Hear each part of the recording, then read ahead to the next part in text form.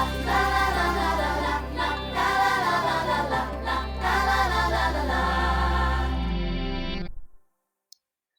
this episode, I welcome Adam Benzion, CXO of Edge Impulse. Okay, to start off, let's talk about you. Can you introduce yourself, tell us what you do, and where you are located? Great. Hi, Kate. Good morning. My name is Adam. I work at Edge Impulse, and I am located in rainy but beautiful Seattle, Washington. Awesome. Okay, so how old were you when you first got in technology? I think that I was in my mid 20s that I really got into technology as a professional, but I always loved computers and tinkered with them and loved playing games and doing all sorts of stuff as a kid. So a lot of us have done this really through childhood. But really, I think the internet was the most exciting thing for a lot of us, and a lot of us got into it as professionals. So I would say sometimes in my mid 20s, it was really a passion for me, and I haven't stopped since. Awesome. Okay, so now let's dig deep into how technology and conservation are working together. So, what is Hackster? Cool. So while I do work for Edge Impulse now, I was the CEO and co-founder of Hackster for about 7 years. And Hackster is a large developer community. It's about 1.6 million developers from all over the world. Literally every country is represented on Hackster.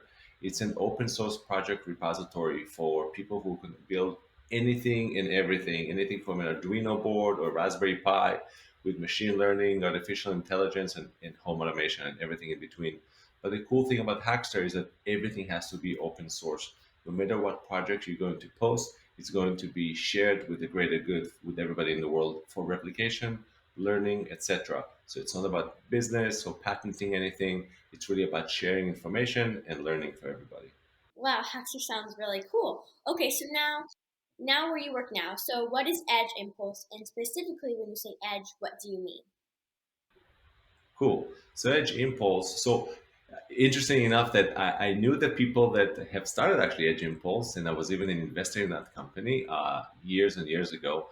But when Edge Impulse started, it started really solving a problem in what people call embedded computing and data-driven engineering. That in the world we have billions and billions of tiny devices. This is an Arduino board, and on top of it is a tiny little MCU. Um, which is really a microcontroller. And there are like billions of these microcontrollers in the world right now. They're running our light switches, they're in our cars, they're in our coffee makers, in all sorts of industrial and also conservation devices. And it's really hard to program them. And particularly, it's hard to set instructions on them to tell them what to do, to tell them that if a if you detect a temperature of something that went below a certain level, they should do something about it. If they see through computer vision something that shouldn't be in a certain place, they should do something about this. So it's all about giving a little brains to these devices and a set of instructions in devices that typically have almost no memory and almost no power. Sometimes they even connected to batteries, so they can be connected to, say, the electrical grid or constant power supply. So every time you use them, they deplete energy, they run out of memory, and that's what Edge Impulse does. We can actually create really these compressed algorithms of machine learning and tell these devices things that they should do at the lowest energy consumption and the lowest memory space, etc. So that's what Edge Impulse does. Really make devices a lot smarter. Wow. And I know when you're talking about computer vision, I'm actually learning computer vision right now because a part of Club 15 is getting to learn computer vision and teaching your computer how to tell the difference between an apple and a banana. And once you know how to build computer, once you know the basics of computer vision, you can build it. And this is no different than, a camera trap identifying a poacher on the wild, like you're talking about with that little machine right there. That's really cool. Okay, so I heard you reached out to Sarah Maston, founder of Project 15 from Microsoft, when you were thinking about a big hackathon for elephants. Can you tell us about Project 15? Can you tell us about Project Elephant Edge? Sure, you bet. Yes, and it is somewhat related to Sarah's work. So I think, kind of like you, Kate, a lot of people, I think that most people, or all people in the world, love nature and love wildlife, and we all grew up with it. Whether it's a documentary that we watched as children, or it's a Disney film. So I think it's a universal truth to say that everybody likes wildlife, right? But then there's a difference, right, between how people react to it. So you at a young age you moved from being a spectator, somebody who sits on the couch and watches Netflix and say, "Oh, there's these animals are so nice," or going to a safari with your parents, taking pictures and saying, "Oh, look at those nice elephants, they're so cool," to become an activist and say, "No, I'm going to actually move myself from just watching how things happen in the world and starting to change things that happen in the world." So I think, much like you, I was also somebody who loves animals, and as I got older, I started making changes in my own life. For example, maybe, I don't know, reducing my own meat consumption to nearly zero for the love of animals alone, or as I start earning money, contributing some amounts of my income to all sorts of animal conservation organizations, etc., and joining PETA, and when social media became social media, talking about this, sharing my opinions about the degradation of wildlife and the environment, and in particularly animals. And then, unlike you, beyond paying with my visa and caring about this, it took me many, many years to actually make real impact. And I've tried several times in my life to join all sorts of organizations and really kind of becoming more of an activist versus the spectator that I've mentioned. But the good news, I did finally land on something really interesting. So about a year and a half ago, I was in Amsterdam at an event, a tech event, and I was walking in tech events. You see all these booths, and people are doing all sorts of cool stuff. And I ran into a small booth of a company organization called Smart Parks. It's a Dutch-based organization of actually two people and their life story is very similar to yours, Kate. While these are two guys in their 30s, they also grew up, going to Africa as children, at a young age, and they also start seeing, as they kept going back every year, the degradation of the things that they've seen a year before that, and they chose to change their entire lives and dedicate their entire careers to preserving, all these animals are being moved into like an endangered status or even extinct status, unfortunately. And they have worked on creating wildlife trackers that could be collars. They could be things that get embedded in a rhino's horn with a little whisker, which is an antenna, and all sorts of technology. And they have a whole portfolio of wildlife trackers. And I was there for business, and all the noise of all the business around me kind of became really quiet. And all I wanted to do is to hang out with these guys and learn about what they do. And I asked them, what would you need for me if I could actually gather a bunch of resources for my network and help create something new? And they said, well, we have this vision. We want to create a really smart elephant tracker that has machine learning and AI built in, that has an extremely long battery life, up to 8 years, that is extremely rugged, and also has the longest range ever made for an elephant tracker. So they had this kind of wild vision. We want to create the best thing in the world. And they also said, we want to open source it, meaning we want to share everything that we've learned and built, that anybody else can go and copy and do it themselves. So I said, okay, give me a few months and let me see what I can do. And at that point, because of my position in the industry, and I know so many people, I start calling companies like Nordic Semiconductor, Western Digital, which does a lot of storage and memory, hard drives, Microsoft. That's how I started working with Sarah. I was very inspired by everything that she's done. And notice how also, like, Sarah or me, I mean, Sarah did things in a lot bigger way, but it really doesn't matter. It's more about, we all have a passion, and one day we have a trigger, and that trigger says, I can do more than caring is nice but it doesn't help when an elephant gets poached, or even beside poaching, as you know, Kate, a couple of years ago, um, about 300 elephants died by drinking water that was infested with some bacteria. and they all died from that, which was a bigger devastation than poachers that year for the elephant population. I believe it was in Botswana. So scientists and park rangers have so much to track and help these animals that it's beyond just the poachers. And long story short, because I know I'm talking a lot about this now, we did get a lot of amazing companies, like as I mentioned, Nordic Semiconductor, Microsoft, Western Digital, Avnet, and a bunch of other companies came together and they gave money, gave the technology, gave the know-how, and we raised all the funding we needed.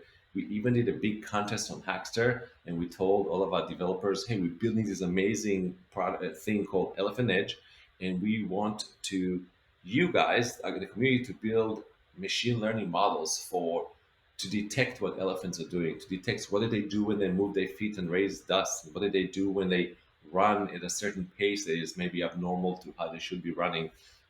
Can we add a camera for computer vision to detect things that shouldn't be there? And doing all sorts of stuff. And the community came through in a huge way and built amazing things and amazing models and telemetry, dashboards, and all sorts of stuff. And that's how the project came to be. And now in 2021, everything is kind of done, and we're getting ready to ship 10 finished collars that will be deployed on real elephants this year in a selected group of parks in Africa through smart parks. And all of this was funded by all these sponsors and partners, and was built by one of our partners in Europe called IRNAS, which specializes in wildlife conservation trackers. And it's I mean, I couldn't be happier that just simply by meeting people and talking to them and seeing the spark in their eyes to go and say, I can help you. And we did this entire year and a half of life cycle of product design development, and now it's at a finished product. It's really just being tested. So that's the story of Elephant Edge. It's been really awesome. So, Adam, can you tell us a little bit more about, the release of these amazing cars for the elephants, how it's going to happen? Sure. So right now, it's really late May 2021. We're finishing the testing of the final products, meaning the products have been encapsulated in this really hardened piece of plastic on top and this thick piece of metal that sits on the bottom, and a really thick and rugged leather kind of collar that goes on top of the elephant's neck. It weighs about 50 kilograms. We're using kilograms because it's going to Africa and they're not using our units here in the US, pounds. And this should be done, the testing, literally by the beginning of the summer.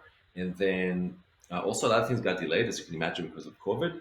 But we are anticipating that in the fall of 2021, that these units will arrive in Africa with smart parks, and they will start the testing and deployment on a few of the elephants. And again, we made fully finished 10 collars, which were again fully paid for, and so we expect that around fall time, after everything's getting tested and the park rangers are going to get trained on how to use these new modern collars, it's going to get deployed. Wow.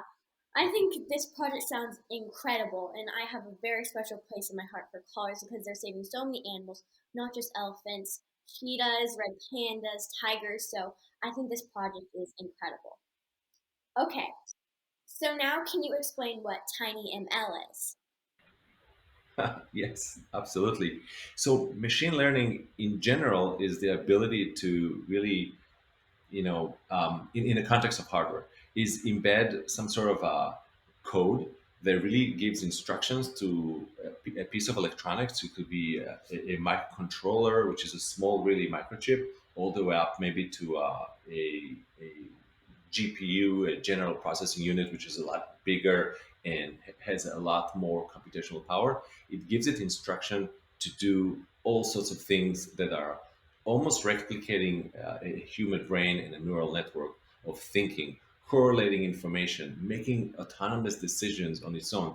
This is how Tesla is able to do all sorts of autonomous experiences with their cars, how drones can fly autonomously and find locations of homes and maybe deliver packages, etc. Really important for robotics, etc. So, but in general, this kind of machine learning field requires a lot of data, a lot of computational power and a lot of also memory and space. So this requires this.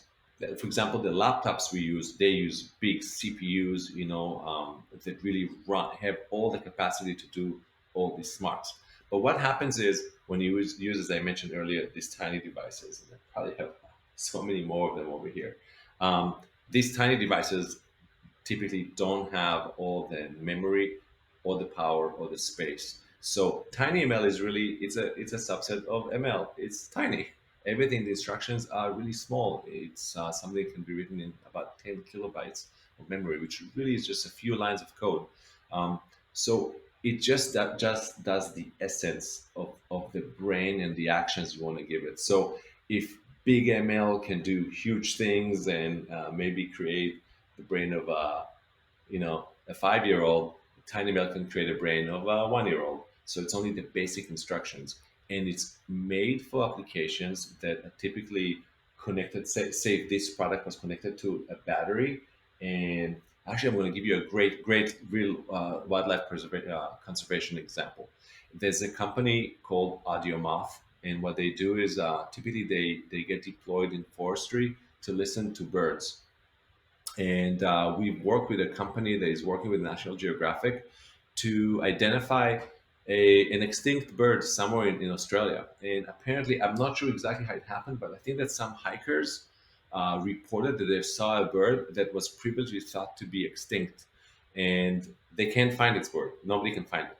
So what they want to do is deploy these audio moth devices. So imagine this is an audio moth, and they have put on the device a recording of that bird's sound.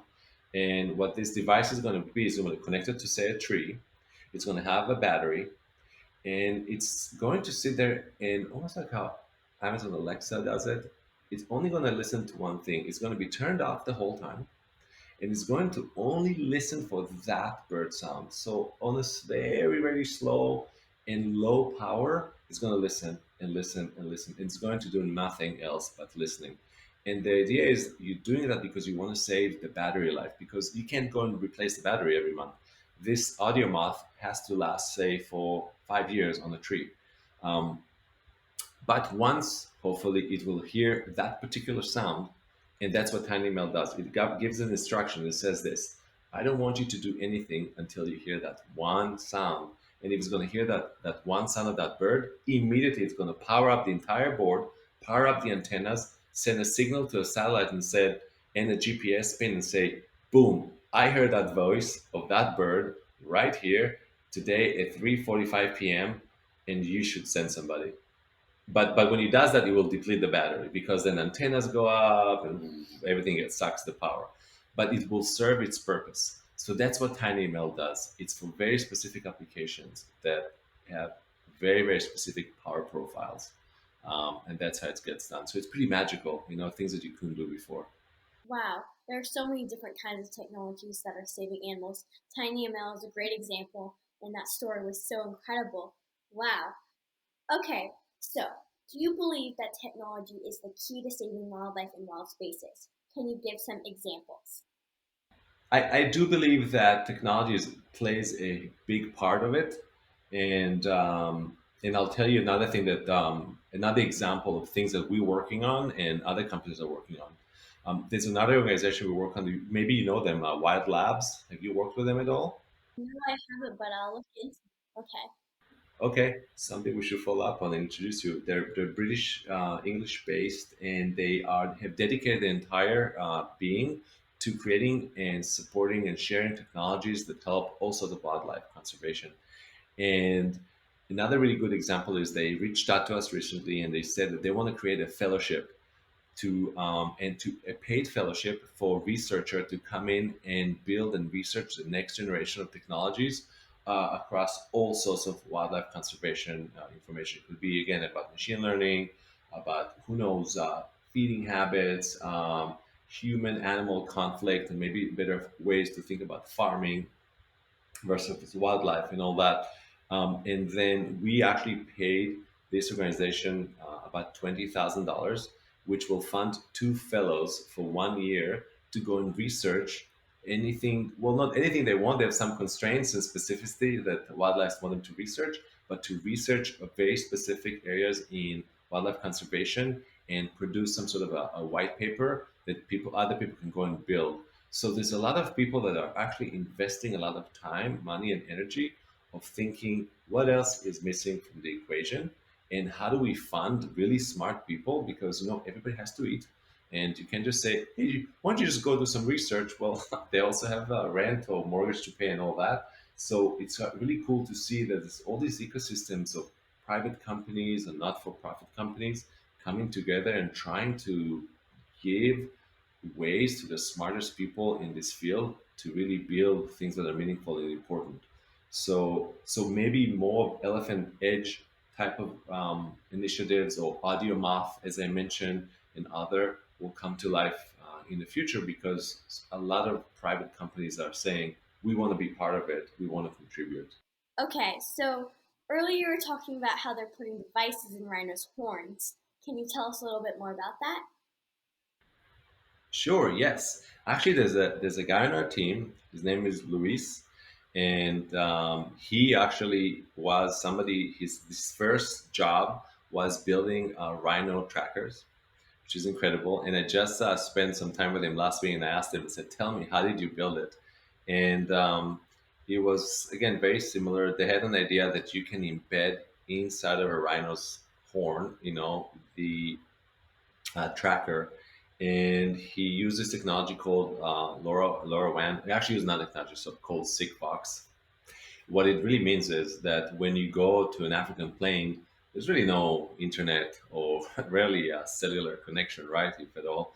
So they create this network of they create one cellular antenna somewhere, and then they create this network of repeaters. It's to say this little box with a big battery and an antenna in it that keeps kind of creating, like, it's kind of hops from the big antenna.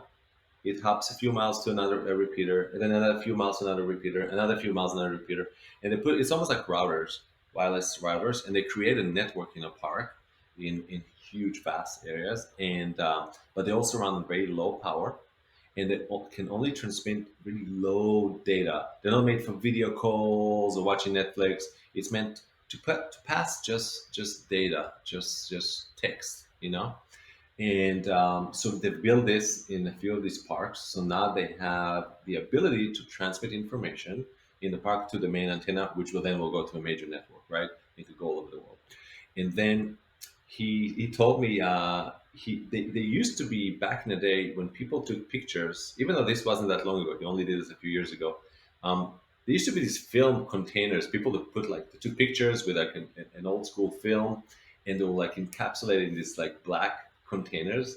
Um, and he somehow stumbled upon a bunch of them because it's just like nobody uses this anymore, and he saw it somewhere, and he was because he kept thinking, what, I need some piece of plastic or something, and maybe I should 3D print it or whatever to put inside of the rhino's horn. Anyways, he figured these things out. He grabbed a few of them.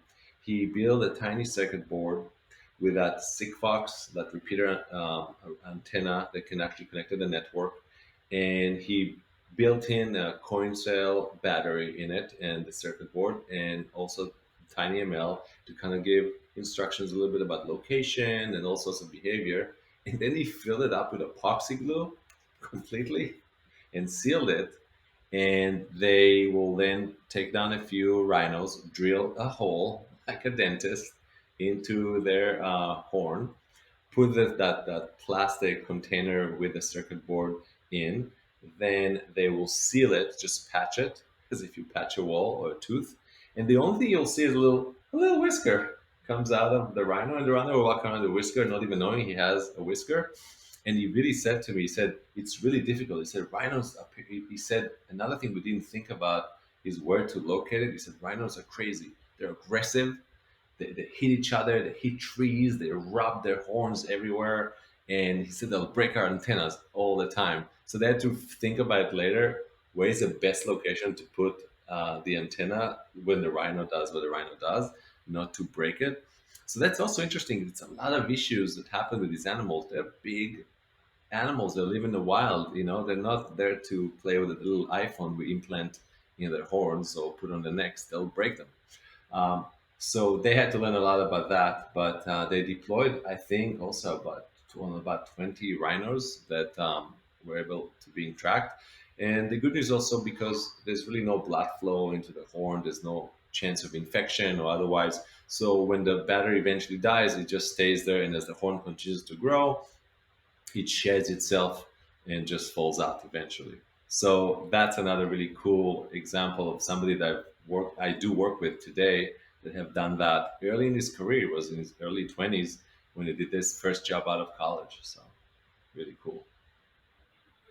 Okay, and on the same topic, does this tracker keep the rhinos safe from poachers? Or is it so to be able to track a poacher when they get the rhino horn?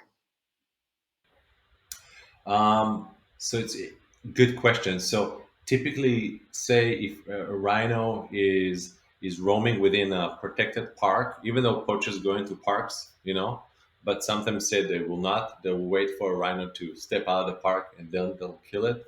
Um, so it can help park rangers to say, hey, these rhinos are entering a place where known to poachers, right? There are poachers there. We should go and move them and take them away and make sure that they're in a safer place where we can monitor them. So you can monitor where they are through GPS. Another thing is monitoring them when they're entering maybe a village or close to entering a village. So human conflict is huge, right? It's really problematic. Or if they were gunned down, so you know that too. So theoretically, if you're close enough, you can go and try to find a poacher. Or recently, I actually did a presentation recently about this, and they recently found an elephant that was shot with a poisoned arrow, and they found it because something was wrong with it. Right, the tracker sends signals that the elephant is in distress, has fallen down, and the poacher ran away because people started driving in. They managed to take the arrow out, disinfect it, and give it an antibody shot and save the animal after the fact that it's been shot. So yeah, there's amazing pictures of it too, how it's all done. But the reality is that once a poacher has identified a target and shot it, and it's maybe they're able to just remove the body part that they want, it's really just too late. It's really hard. These are you've been there. It's really big areas, and somebody can do that so fast and disappear. So it's really hard, but it creates a deterrence, right? That now people know when things are happening, they can arrest you really fast. You can't just disappear. You are around these animals. These animals being tracked. Therefore, to some extent, you are being tracked. They'll know that there's only maybe two roads to this park, and they'll try to seal the roads or patrolled the area and found somebody who just killed an animal. So that's good news because in itself it creates a deterrence.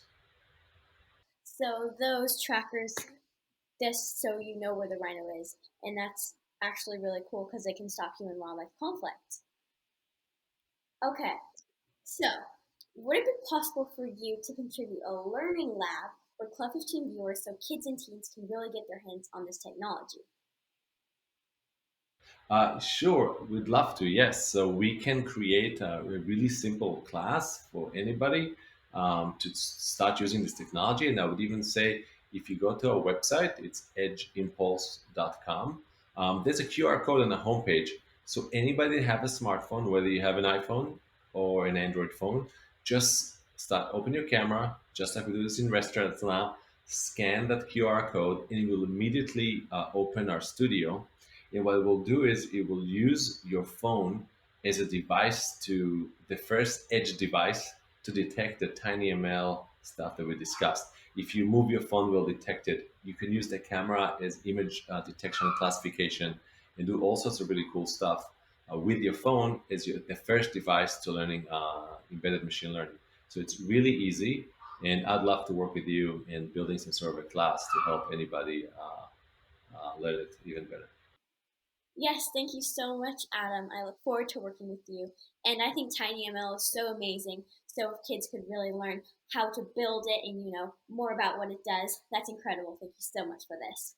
Okay, so now Do you think kids my age can learn this technology now so we can start inventing things to mend the earth before it's too late? What can Club 15 viewers to do now to get started learning? Absolutely, yes. I think that kids today can absolutely learn this technology, really enjoy it, and build some really, really cool stuff. And it's just free to get started and build stuff, and particularly with Edge Impulse. And there's so many other tools. Also, Microsoft has this amazing tool called Lobe.ai. Lobe.ai. You should look into that as well. It's really, really cool and fun and easy. And Google has a bunch of tools. I forgot the name of their tool, but they have an amazing product as well that help people do machine learning and computer vision. And I want to mention that Make Magazine this month, which is May 2021, has a special about machine learning and embedded machine learning and tinyML. And this guy's name is Benjamin Cabe, and he built this really cool artificial nose that can actually smell and detect smells even and sense and do all sorts of cool stuff. So he really has a full-on set of instructions of how to use tinyML, how to get started, and how to build, almost like second senses right here. And it gives you a full set of instructions of how to do this. A really affordable hardware from Seed Studio that you can actually order and build some really, really, really cool stuff. And yeah, I think you really enjoy it. It's a fun project, really easy to do, full instructions, and it's all available right here on Make Magazine. So I think you should definitely check it out, and you'd love it. Definitely, that sounds really cool. And Adam, that was my last question. Thank you so much for joining us today. Everybody, click on the links below to Edge Impulse and learn more about his Project Elephant Edge. Adam, everything you do with technology and saving animals is incredible. Thank you so much for joining us today. Cool, excellent. Thank you, Kate. It's been a pleasure to be here, and what you do is really inspiring. And I think that you are going to make a real impact on this world. So I, as a human on this planet, really appreciate you. Thank you so much. Let's go!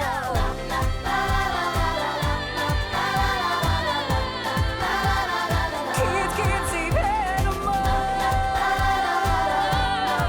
Oh, yeah. Kids can't save animals.